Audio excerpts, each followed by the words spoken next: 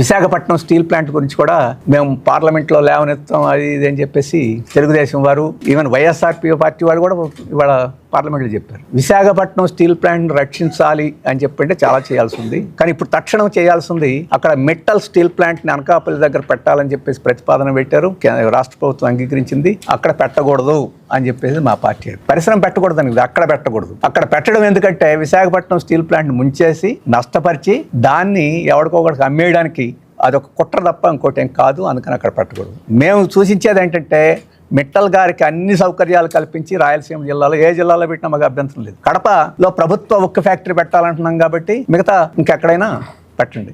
ఒకవేళ అది కాకపోతే అత్యంత వెనకబడిన ప్రాంతమైన ప్రకాశం జిల్లా ఉంది. రామాయపట్నం ఓడరే వస్తానంటుంది. ఒకవేళ ఓడరే అవసరం అయితే అక్కడైనా, కానీ విశాఖపట్నంలో పెట్టడాన్ని మేము తీవ్రంగా వ్యతిరేకిస్తున్నాం. ఎందుకు వ్యతిరేకిస్తున్నాం అంటే విశాఖపట్నం స్టీల్ ప్లాంట్ని మూసేయడానికో అమ్మేయడానికో కుట్రలో భాగంగా ఇది చేస్తున్నారు కాబట్టి.